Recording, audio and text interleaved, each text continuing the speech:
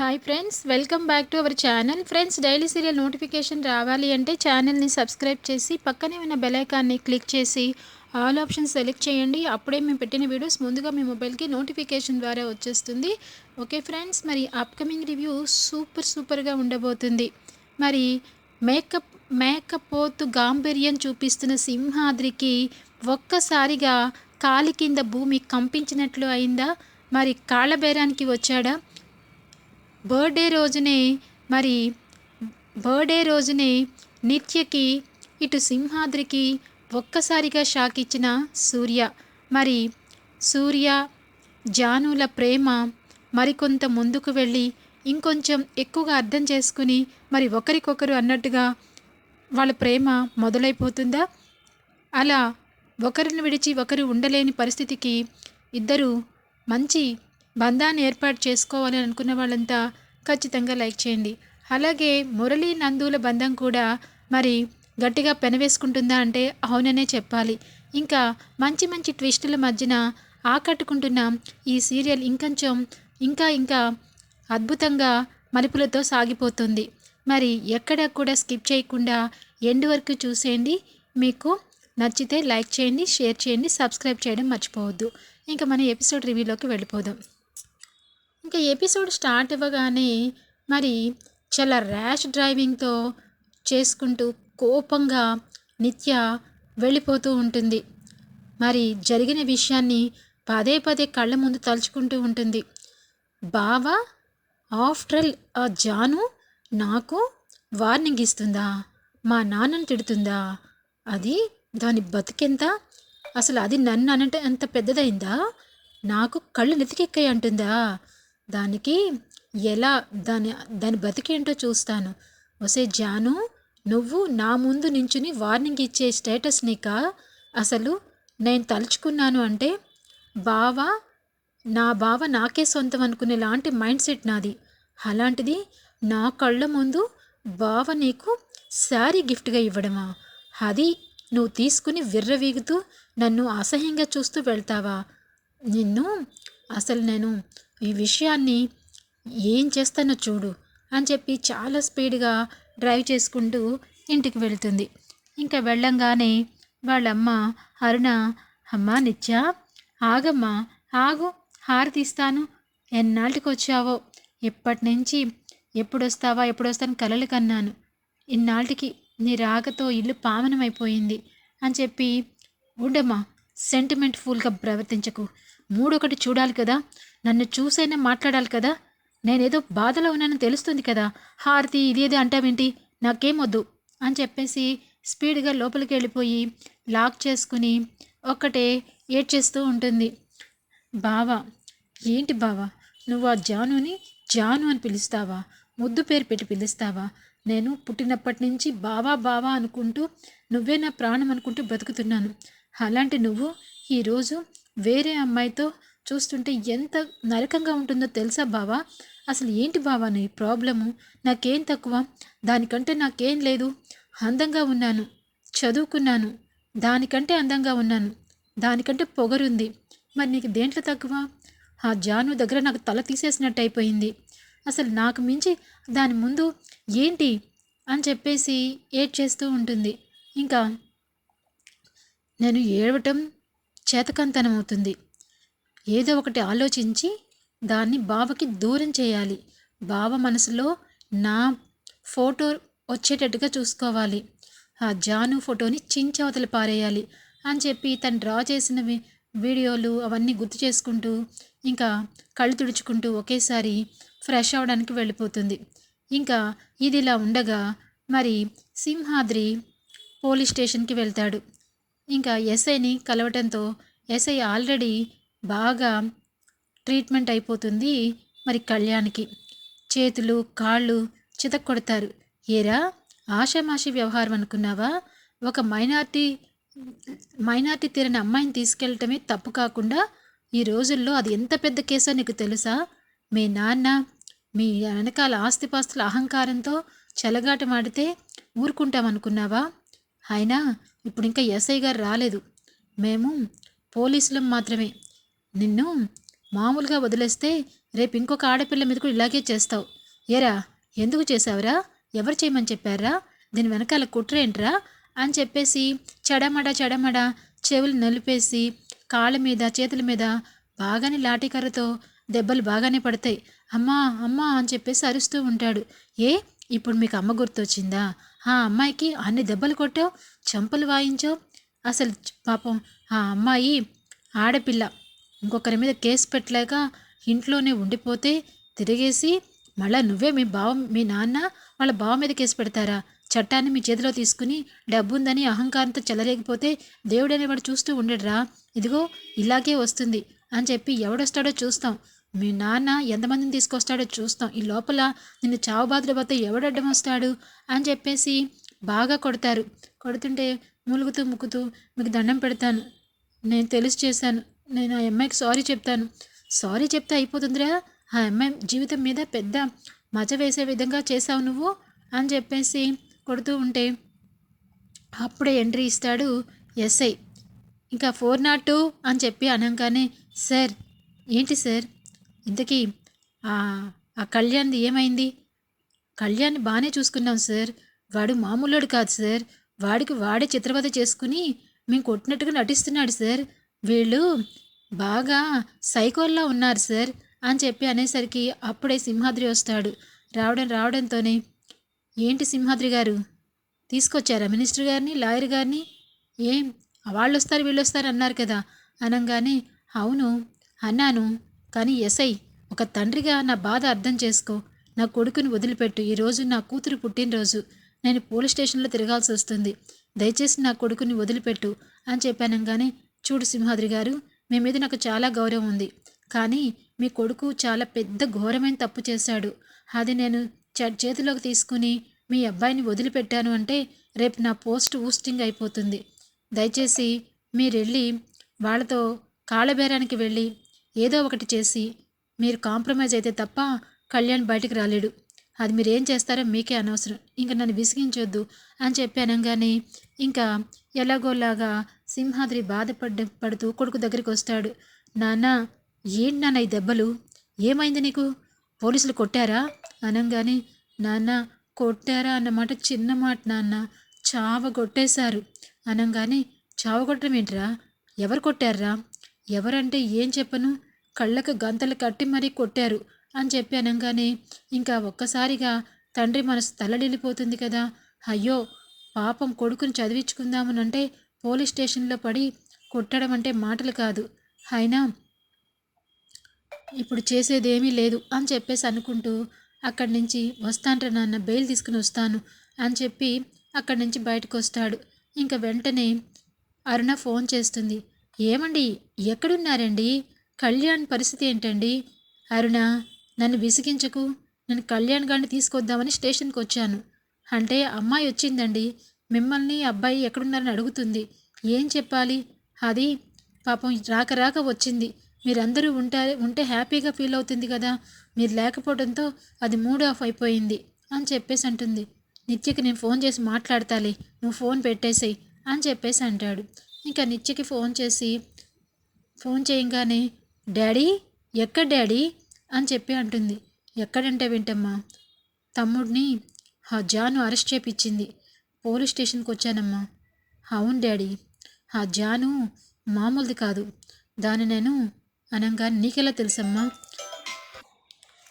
ఇంకా ఇదిలా ఉండగా మరి ఇంట్లో చక్కగా నందు తరువాత మురళీల మధ్య ప్రేమ బంధం చిగురిస్తుంది అన్నట్టుగా మరి ఒక్కసారిగా నందులో మార్పు వస్తుందా అన్నట్టు అనిపిస్తుంది. ఎందుకంటే అప్పటి వరకు మురళి మీద బాగా కోపం పెట్టుకున్న నందు మరి వేడినీళ్ళ కాపడంతో పెట్టి పాపం ప్రేమగా నందు అని చెప్పి మాట్లాడుతూ ఉంటే వాళ్ళిద్దరి మధ్య కొంచెం దూరం తగ్గిపోతుంది అన్నట్టుగా ఇంకా బామ్మ శారద చూసి చాలా సంతోషపడతారు. సంతోషంతో ఉండేసరికి చాలా ఇంకా బండి మీద మన జాను సూర్య ఇచ్చిన శారీని తీసుకుని ఇంటికి వస్తుంది. ఇంకా అలా వచ్చేటప్పుడు ఆ చీరని తీసుకుని బామ్మ అడిగితే ఏం సమాధానం చెప్పాలి, ఈ చీర ఎవరిచ్చారని చెప్పాలి? ఇప్పుడు ఈ చీరని నేను ఏమని చెప్పాలి అని చెప్పి ఆలోచిస్తూ ఉంటుంది. ఇంకా ఏదైతే ఏమైంది తీసుకెళ్ళి అల్మరాలో దాచిపెడతాను అని చెప్పేసి అనుకుంటూ వచ్చేటప్పుడు అప్పుడే నందు ఎదురవుతుంది. నందు, హే జాను, ఎక్కడికి వెళ్ళావు సడన్గా అని చెప్పేసి అడుగుతుంది. అది అక్క అది అని చెప్పేసి అంటుంది. ఇంతకీ ఏంటిది బాక్స్ ఏంటి అని చెప్పేసి బాక్స్ తీసుకుని చూస్తుంది. వావ్, శారీ చాలా బాగుంది. ఏంటి జాను, నువ్వు శారీస్ కూడా కొనుక్కుంటున్నావా షాప్కి వెళ్ళి ఒక్కదానివే? నన్ను పిలిస్తే వచ్చేదాన్ని కాదా? మరి ఇదేంటిది అనగానే, అక్క ఇప్పుడు నేను షాపింగ్ చేసే మూడ్లో ఉన్నానా అక్క అనగానే, మరి చేతిలో శారీ ఉంది, ఎవరిది అనగానే, ఇది నా ఫ్రెండ్ ఇచ్చిందక్క. ఫ్రెండ్ అంటే ఫ్రెండే అక్క అని చెప్పేసి ఇంకా శారీని తీసుకెళ్ళి చాలా భద్రంగా అల్మరాలో పెడుతుంది జాను. ఇంకా నందుకి డౌట్ వస్తుంది. జాను ఏదో దాచిపెడుతుంది. ఈ శారీ ఫ్రెండ్ ఇచ్చారు అంటుంది. బహుశా సూర్య ఏమైనా ఇచ్చాడా? అయినా సూర్యకి జానుకి మధ్య సంథింగ్ ఏమైనా నడుస్తుందా? ప్రేమిస్తున్నాడా సూర్య జానుని? ఏం అర్థం కావట్లేదు. ఎప్పుడొచ్చినా ఒక స్నేహితుడిలాగా వస్తాడు, హెల్ప్ చేస్తాడు. వాళ్ళమ్మ మాత్రం వచ్చి ఆ రోజు చాలా సీరియస్గా మాట్లాడి వెళ్ళింది. కానీ జాను నీ మనసులో ఏముంది అని చెప్పి గౌతమి అడిగినప్పుడు, కిన్నెర అడిగినప్పుడు కూడా నువ్వు ప్రేమిస్తున్నావా అక్క అంటే ఏం మాట్లాడలేదు. కానీ ఇప్పుడు ఏమోలే, ఏదైనా ఉంటే బయటకు రాకుండా ఉంటుందా అని చెప్పేసి అనుకుంటూ ఉంటుంది. ఇంకా ఇదిలా ఉండగా బామ్మ జాను ఇద్దరు మాట్లాడుకుంటూ ఉంటారు. ఒసేయ్ జాను, ఏం జరిగిందో తెలుసా ఇంట్లో అనగానే, ఏమైంది బామ్మ? ఏం లేదు, మీ అక్క మీ బావకి సేవలు చేస్తుంది. చాలా మార్పు వచ్చింది. ఇన్నాళ్ళంటి నందు కాదు. ఇప్పుడు నందులో మురళీ బావ తన మొగుడని చెప్పి చెప్పుకుంటుంది. పర్వాలేదు కదా, ఎంత మార్పు వచ్చిందని అసలు నేను అనుకోలేదు అని చెప్పేసి అంటుంది. బామ్మ, అక్క వినిందంటే మళ్ళీ ఏదో ఒక మాట అంటుంది. ఇప్పుడిప్పుడే కొంచెం బావ మీద ప్రేమ పెంచుకుంటుంది. అది కోపంతో తగ్గేలాగా ఉండకూడదు, పెరిగేలాగా చూడాలి మనం. ఏమంటావు అనగానే ఒక్కసారి హైఫై ఇచ్చుకుని, అవునే జాను, నిజంగా ఒకప్పుడు నేను చాలా బాధపడ్డాను. అది అమెరికా సంబంధం అని చెప్పేసి అడుగుతూ ఉంటే, ఎప్పటికి ఇది మురళిని ఇష్టపడుతుందా, వాళ్ళిద్దరు ఎప్పుడు కలుస్తారా అని అనుకునేదాన్ని. ఇప్పుడు చూస్తుంటే వాళ్ళిద్దరి మధ్య దూరం క్రమంగా తగ్గిపోతుంది. ఇప్పుడు మురళికి ఒక దెబ్బ అవును బామ్మ, పోలీస్ స్టేషన్లో అసలు అక్కని నువ్వు చూడలేదు, బావని ముఖం చూసి ఎంత విలువెల్లాడిపోయిందో తెలుసా అని చెప్పేసి అంటూ ఉంటుంది. ఈ లోపల నందుకి మరి ఫారెన్ నుంచి తన ఫ్రెండ్ కాల్ చేస్తుంది. వెంటనే హలో అని చెప్పేసి ఫోన్ చేసి మాట్లాడుతుంటే, ఏంటే ఏమైపోయావు, ఈ మధ్య ఫోన్లే లేవు, అయినా కొత్త పెళ్లి కూతురివి కదా, కొత్త పెళ్లి కొడుకుతో ముచ్చట్లు సంభాషణ అవి ఇవితో మమ్మల్ని మర్చిపోయావా అని చెప్పేసి, అయినా అదేంటే నువ్వు మీ బావని టైలర్ అని చెప్పి చేసుకోనని చెప్పావు, ఇప్పుడేమో మీ టైలర్ని చేసుకుని అక్కడే సెటిల్ అయిపోతావా ఏంటి, మాలాగా ఈ అమెరికా రావా? నోరు మూసేసి టైలర్ గీలర్ అన్నావంటే అస్సలు బాగోదు. అదేంటే మీ మురళి బావ టైలర్ అనే చెప్పావు కదా. అవును టైలరే, అయితే నీకేంటంటే బాధ, నేను చేసుకున్నాను కదా, ఫోన్ పెట్టే. ఇంకోసారి ఇలా మాట్లాడితేమనుకో, ముఖ్యంగా మా బావ కోసం మాట్లాడితే అస్సలు ఊరుకునేది లేదు అని చెప్పేసి ఫోన్ పెట్టేస్తుంది. ఏంటి చిరుబుర్లాడుకుంటూ వస్తుంటే, ఏంటక్క ఎవరు ఫోను? అదే నా ఫ్రెండు, ఓ బిల్డప్ ఇస్తుంది కదా, యూఎస్లో ఉంది కదా, మురళీ బావ కోసం తక్కువ చేసి మాట్లాడుతుంది, బాగా లెఫ్ట్ అండ్ రైట్ పీకాను అని చెప్పేసి అనుకుంటూ వెళ్ళిపోతుంటే, చూసావా ఎంత మార్పు వచ్చిందో అని చెప్పేసి అంటుంది. ఇంకా ఇది ఇలా ఉండగా సూర్య జానుకి ఫోన్ చేస్తాడు. ఇంకా జాను సూర్య కూడా, సూర్య నా మనసు ఏం బాగాలేదు, ఒకసారి వస్తావా, నీతో మాట్లాడాలి అని చెప్పేసి అంటుంది. ఇంకా అరౌండ్ 8 o'clock అవుతుంది. సూర్య అక్కడికి వస్తాడు, జాను కూడా అక్కడికి వస్తుంది. ఇద్దరు కూర్చుని మొదలు పెడుతుంది జాను. ఏంటి సూర్య, నాకు చాలా బాధేసింది. అసలు ఆ నిత్య ఎవరు? నిత్యకి నీకు ఏంటి? మధ్యలో నా మీద ఎందుకు విరుచుకుపడుతుంది? నాకు ఇదంతా చూస్తుంటే ఏదో అయోమయంగా భయంగా ఉంది. నువ్వు నాకు కాకుండా పోతావేమోనని నాకు ఒక రకంగా అనిపిస్తుంది. చెప్పు సూర్య, ఎందుకు నిత్య వచ్చింది? మీ అమ్మగారు మనసు ఆ నిత్యకి ఇవ్వాలని తనకేమైనా మాటిస్తున్నారా?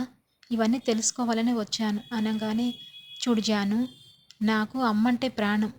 అలా నువ్వంటే కూడా ప్రాణం. ఒకసారి మాట ఇచ్చాక వెనక్కి తప్పేలాంటి మనస్తత్వం నాది కాదు. అమ్మకి ఇచ్చే గౌరవం అమ్మకి ఇస్తాను. అలాగే నిత్య అంటే నాకు మరదల్లాంటి అభిప్రాయం మాత్రమే ఉంది. నువ్వు తప్పుగా అనుకోవద్దు. అసలు నిత్యకి నాకు ఎటువంటి సంబంధం లేదు. ఒకవేళ నిత్య నా మీద హోప్ పెట్టుకుందనుకో, అది తన పొరపాటు అవుతుంది. అలాగే అమ్మ నిత్యకిచ్చే పెళ్లి చేయాలనుకుంటే మాత్రం ఆ విషయంలో ఎటువంటి కాంప్రమైజ్ ఉండదు. బల్ల గుద్దినట్టు నా మనసులో నువ్వే ఉన్నావు, నిన్నే చేసుకుంటాను అని చెప్పేసి అమ్మకు చెప్పి ఒప్పించి నీతో పెళ్ళికి చేయించుకుంటాను. అంతే తప్ప నిన్ను మాట ఇచ్చి నిన్ను బాధ పెట్టి ఇబ్బందుల్లో పెట్టే రకమే కాదు అని చెప్పేసి చెప్తాడు. ఇంకా అలా మాట్లాడుతుంటే, ఇప్పుడు నాకు మనసు తృప్తిగా ఉంది సూర్య అని చెప్పి భుజం మీద వాలి ఎమోషనల్ అయిపోతుంది. చూడు జాను, నువ్వెప్పుడు కంట్లో నుంచి నీళ్లు రాకూడదు. నా కళ్ళ ముందు ఎప్పుడు ఏడవకూడదు. ఎప్పుడు కూడా ధైర్యంగా మాట్లాడే జాను, ఆనందంగా మాట్లాడే జానునే కనిపించాలి. ఇలా భయపడుతూ భయపడుతూ ఉన్న జాను నేను అస్సలు చూడకూడదు.